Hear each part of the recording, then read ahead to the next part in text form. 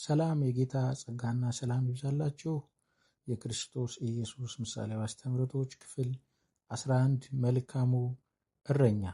እናንተ ቪዲዮውን ላይክ በማድረግ እንዲሁም ደግሞ ሼር በማድረግ ብዙዎች ጋር እንዲዳረስ እንዲሁም ደግሞ ለቻናሉ አዲስ የሆናችሁ ቻናሉን ሰብስክራይብ በማድረግ እንዲጀምሩ በጌታ ፍቅር አሳስባለሁኝ። መልካሙ እረኛ ዮሐንስ ወንጌል ምዕራፍ 10 ከቁጥር 1 እስከ 18። መነሻው ወይም ደግሞ የምሳሌው መነሻ ክርስቶስ ራሱን እንደ መሲህ ለእስራኤል እየሰጠ በጎቹን በለመለመ መስክ በዕረፍት ውኃ ዘንድ የሚመራ የእስራኤል እረኛ መሆኑን ገለጠ። በኪዳንና በትንቢት የተነገረለት መሲህ መሆኑን በተግባር በቃል አረጋግጧል። በዚህም የተነሳ ሕዝቡ እርሱን አስመልክቶ በሙግት በክርክር ታመሰ። የሕዝቡ መሪዎች ክርስቶስ መሲህ አይደለም በሚለው ውሳኔያቸው ጸንተው ነበረ። ኃይል ያገኘው ከእግዚአብሔር ሳይሆን ከሰይጣን በመሆኑ አታላይና እግዚአብሔርን የሚሳደብ ነው አሉት። ይሁን እንጂ ኢሳይያስ ሲመጣ የነበረው መሲህ እንዲህ በማለት ገልጦታል። እነሆ ጌታ እግዚአብሔር እንደ ኃያል ይመጣል፣ ክንዱም ስለ እርሱ ይገዛል። እነሆ ዋጋው ከእርሱ ጋር፣ ደመወዙም በፊቱ ነው። መንጋውንም እንደ እረኛ ያሰማራል፣ ጠቦቶቹንም በክንዱ ሰብስቦ በብብቱ ይሸከማል፣ የሚያጠቡትንም በቀስታ ይመራል። ኢሳይያስ መጽሐፍ ምዕራፍ 40 ከቁጥር 10 እስከ 11 ድረስ በማለት የገለጠው ትክክለኛና እውነተኛ የተመሰከረለት እረኛ እርሱ መሆኑን ግን ኢየሱስ ክርስቶስ አስመስክሮ ነበረ። ችግሩ በዮሐንስ ወንጌል ምዕራፍ 9 ላይ እንደተገለጠው ክርስቶስ አይነ ስውር ሆኖ የተወለደውን ሰው ስጋዊ ዓይን የመፈወስ አስደናቂ ታምር አደረገ። የሰውየውን ስጋዊ ዕውርነት በመፈወስ መንፈሳዊ ዕውርነታቸውን ሊያስወግድ የሚችል እርሱ በመሆኑ ለእስራኤላውያን ያስገነዘባቸው ነበረ። ዮሐንስ 9 ቁጥር 35 እስከ 38። ይህ ታምር የክርስቶስ ማንነት በተመለከተ ጥያቄ አስነሳ። እርሱ ማን ነበረ? በእውነት መሲህ ነበርን? ጌታችን እረኛና በጎቹን በሚመለከት ምሳሌያዊ አቀራረብ አማካኝነት የዚህን ጥያቄ መልስ ገለጠ። መፍትሄው የበጎች ማጎሪያዎች በረቶች ዙሪያቸው ከድንጋይ ካብ ወይም ከሾህማ ጨፈቃ የተሰራና ጠባብ በር ወይም መግቢያ ያላቸው ነበሩ። በረት በመጥፎ አየር ወይም በአደጋ ጊዜ መንጋው የሚሰበሰብበት ወይም የሚከለልበት ስፍራ ነው። በአንድ በረት ብዙ መንጋዎች ይሰበሰባሉ። ወደ በረቱ የሚያስገባው በር በዘበኛ ይጠበቃል። አደጋው ወይም መንጋው በበረት እንዲታጎ ያስገደደው ሁኔታ ሲያልፍ እረኛው ወደ በረቱ በር ይቀርባል። ጠባቂውን በሩን ይከፍትለታል። ከዚያም እረኛው በሩ ላይ ቆሞ በጎቹን ይጠራቸዋል። በጎቹ የእረኛቸውን ድምፅ የሚለዩ እንደመሆናቸው ከሌላው መንጋ ተለይተው እረኛቸውን በመከተል ግጦሽና ውሃ ወዳለበት ስፍራ ያመራሉ። ክርስቶስ ይህን የተለመደ ሁኔታ ወይም አሰራር በመጠቀም በመጀመሪያ እውነተኛው እረኛ እርሱ መሆኑን ገለጠ።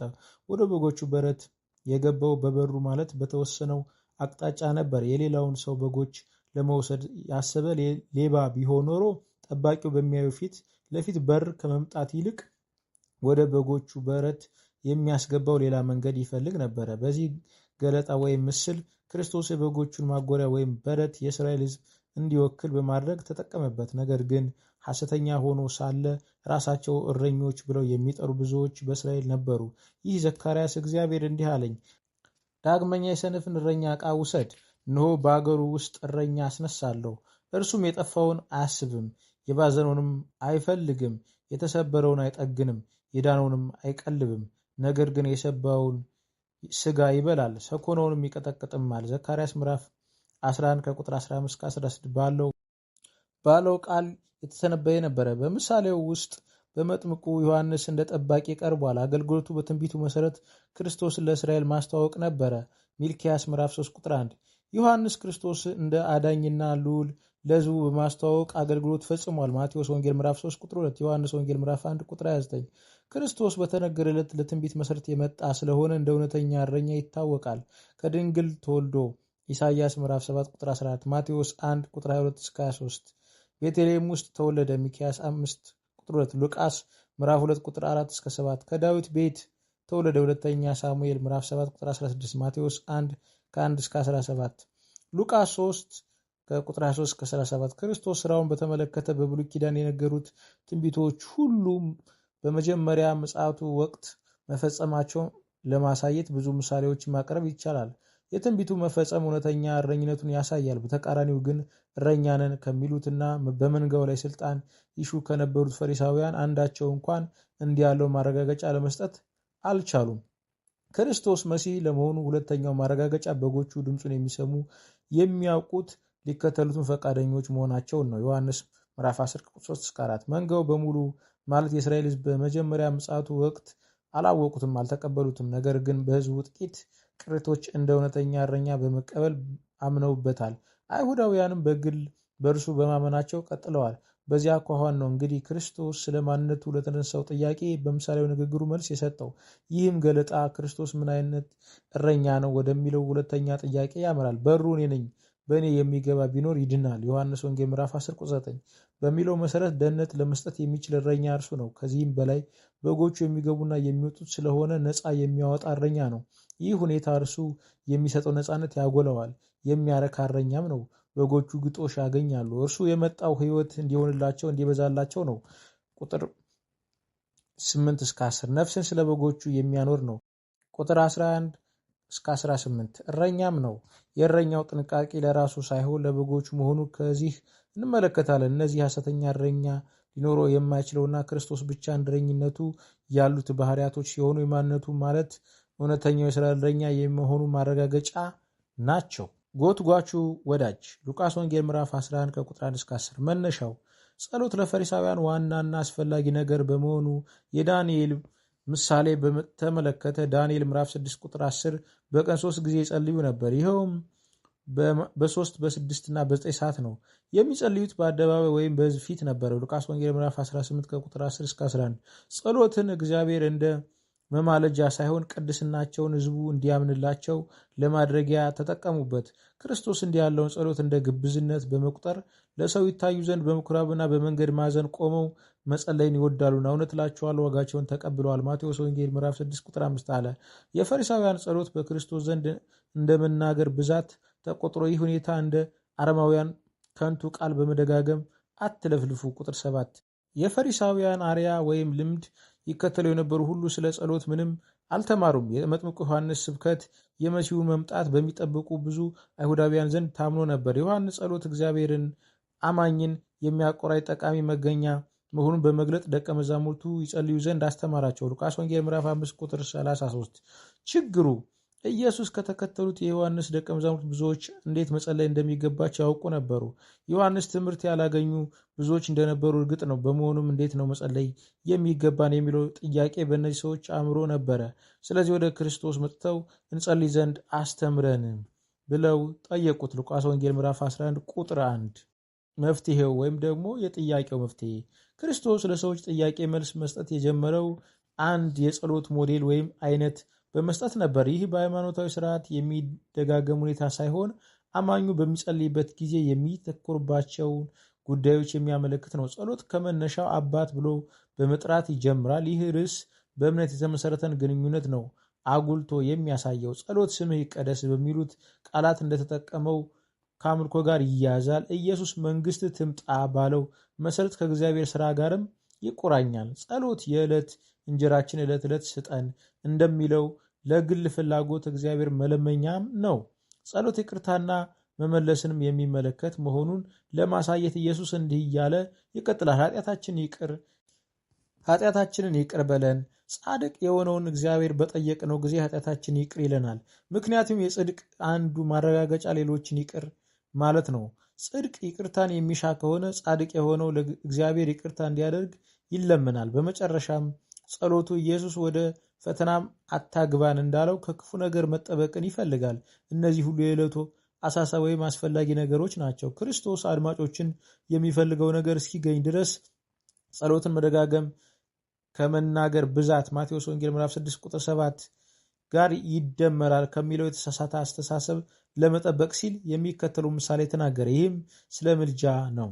ሰዎች በምሽት አደጋ ስለሚገጥማቸው ብዙ ጊዜ በቀን በብርሃን ነበር የሚጓዙ። ተጓዥ የሚሄድበት ስፍራ ከመድረሱ በፊት ከመሸበት ወደ መንገደኞች ማደሪያ ይገባል። ሌሊቱን በዚያ በሰላም ያሳልፍና በማግስቱ ጉዞውን ይቀጥላል። በምሳሌው የተጠቀሰው ተጓዥ ይህን የተለመደ ባህል ጥሶ ወዳጅ ቤት ለመድረስ እስከ ወድቀት ተጓዘ። ከዚህም የተነሳ የመጠለያና የምግብ መስተንግዶ አስፈልጎታል። የእንግዳው ወዳጅ መንገደኛ ወደ ቤቱ እንዲገባ ቢፈቅድለትም የሚሰጠው ምግብ ግን አልነበረውም። የመንገደኛው መራብና እርሱን የመመገብ ኃላፊነት አስጨነቀው። ከዚህም የተነሳ በተራበው እንግዳ ስም ለመማለድ ወይም ለመለመን ጨለማውን ሳይፈራ ለመንገደኛው የሚሆን ምግብ ይኖረው ብሎ ወዳመነበት ወዳጁ ቤት አመራ። ነገር ግን የወዳጁን በር ባንኳኳ ጊዜ ያገኘው መልስ እምቢታ ነበር። በመጽሐፍ ቅዱስ ወይም በታሪኩ በተነገረለት ቤቶች በጣም ትንንሾችና ብዙ ጊዜ ባለ አንድ ክፍል ነበሩ። ያም ክፍል ቤተሰብ እንደ መዋያ እንደ መኝታን ቤት የሚገለገልበት ነበረ። ስለዚህ ውስጥ ያለ አንድ ሰው ተነስቶ መብራት በማብራት ከውጭ የሚመጣውን እንግዳ ለመቀበል ቢሻ እዚያ ያለ ሰው ሁሉ ከመኝታው ተነስቶ ማስተናገድ ይኖርበታል። የሰውየው ወዳጅ ይህ ለማድረግ አልፈቀደም። ምክንያቱም ልጆቹ ወይም ደግሞ ቤተሰቦቹ ለሱ በሚደርገው ስራ ስለሚረበሹ ነበረ። ሰውየው ግን የወዳጁን የረሃብ ለማስታገስ ሲል የመንገደኛውን ረሃብ እያሰበ ጸንቶ መለመኑን ቀጠለ። የሚፈልገውን እስኪያገኝ ድረስ ወዳጁን መነዝነዙን ቀጠለ። እምቢተኛው ሰውዬ የተጠየቀውን እንዲሰጥ ያደረገው በሌሊት የመጣው ሰው ወዳጅነት ወይም የእርሱ ጓደኝነት ወይም የእሱ የጓደኛው ረሃብ አልነበረም። የሰውየው ወይም የወዳጁ ንዝነዛ ነበረ ያስገድደው። ኢየሱስ እንዲህ አለ፣ ወዳጅ ስለሆነ ተነስቶ ባይሰጠው እንኳን ስለ ንዝነዛው ተነስቶ የሚፈልገውን ሁሉ ይሰጠዋል። ሉቃስ ወንጌል ምዕራፍ 11 ቁጥር 8። ክርስቶስ በዚህ ምሳሌ የሚያስተምረው ራሱ ሊፈታ የማይችለው ችግር የሚገጥመው ሰው በመማለድ ወይም በመለመን ተግባር ውስጥ የሚገባ መሆኑን ነበረ። አማኝ የሆነ ሰው የሆነውን የሚፈልገውን እስኪያገኝ ድረስ የችግሩ መፍትሄ በሆነው የመማለድ አገልግሎት የማይታክት የመሆን ግዴታ አለበት።